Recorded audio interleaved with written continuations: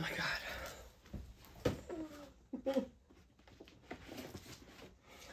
Well,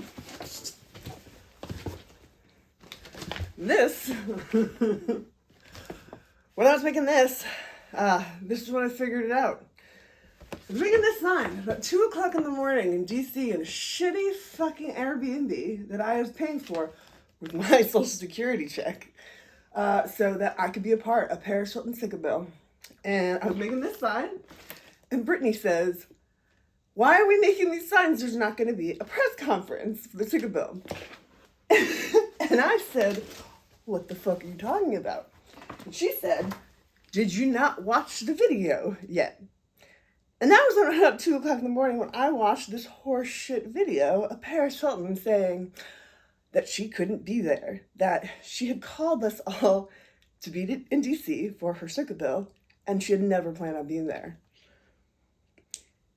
It was about 4 o'clock in the morning. I had not slept in days, that I texted everybody on WhatsApp and I said, "What is up with this video?"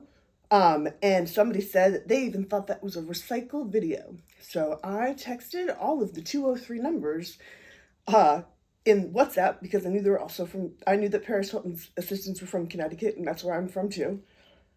And I said, "What is this horseshit? This is a recycled video." And Rebecca Mellinger-Gore said, "I can assure you that that video was recorded for this group on Sunday, and we got it on Tuesday. We got it on Tuesday, just a few hours, like 4 hours before the meetup time in DC.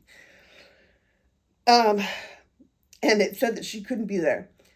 What killed me was that I was the only one that hadn't watched that because I was not disillusioned by the celebrity status of Paris Hilton.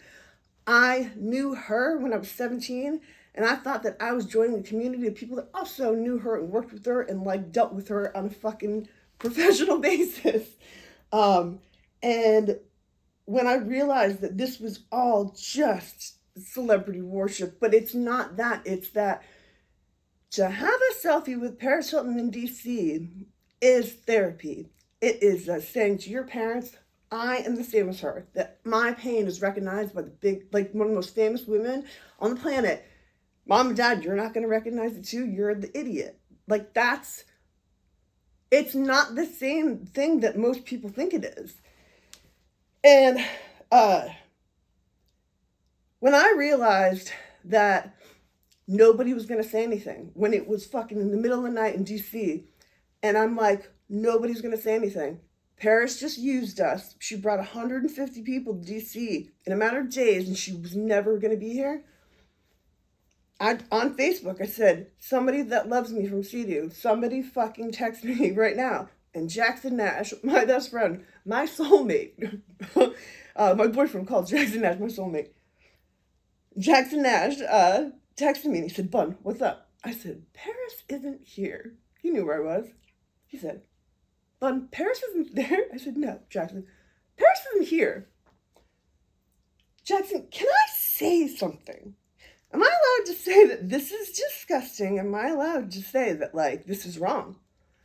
And he was like, "Bun, you say what you need to say." And that's when I said, fuck Paris Hilton into the fucking internet. And the first person that hearted that when I put it in my stories was Katie Mack. I didn't even know I was her friend on fucking Facebook. I didn't even know she knew my name. As soon as I said, fuck Paris Hilton, Katie Mack went heart, heart, heart, heart, heart, heart, heart. First, as soon as I posted it, it wasn't even finished loading. And Katie just went heart, heart, heart, heart, heart. I didn't even know her yet. What kills me is that later in that day, when my psychiatrist texted me and said, "I'm watching C-SPAN, where are you?" And I said, "Oh, Paris Hilton used us for publicity. She wants to play Coachella, so I don't know what we're here for. Let me download that video of her explaining why she's not here so I can send it to you," right? That's the only reason it was in my fucking phone.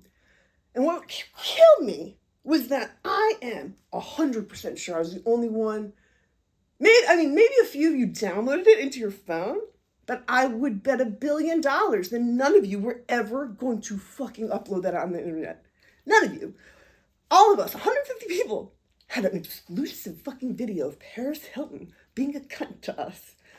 Paris Hilton fucking telling us that she couldn't be there with fucking music in the background.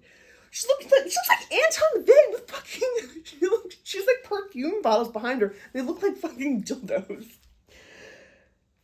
And none of you were going to download it. And it was like, I get it. Maybe it's like a test or whatever. And you don't want to fucking like, but it was, you guys are in a cult. This is a cult. Katie fucking runs it. And it's under the disillusion of Paris. And I can't, I've never been able to shut the fuck up about this. And I'm sorry if it's like, unpopular. I'm sorry if it's like gotten me a lot of trouble. I'm sorry that there's Barbie bitch cult t-shirts that have been on the internet for 2 years because I won't stop saying, you guys are in a cult. Stop it. That's why for 2 years, there's been t-shirts around the internet that the survivors of the troubled teen industry get $5 for when they sell these Barbie bitch cult t-shirts to make fun of me. So right now, ABC News has broken a story about NATSAP. That's my fucking documentary. I know the people that started NATSAP. 3 of them are alive. And I know them. I remember them. And I have fucking so much paperwork on them. And I can't just give it to the survivor community because you guys are my enemies. I had to make a new Instagram just to deal with this story getting like the attention and me being afraid that this is the lifeboat. Paris Hilton has chosen to take on the lifeboat situation. She's never been in a lifeboat exercise. She never went through a profit.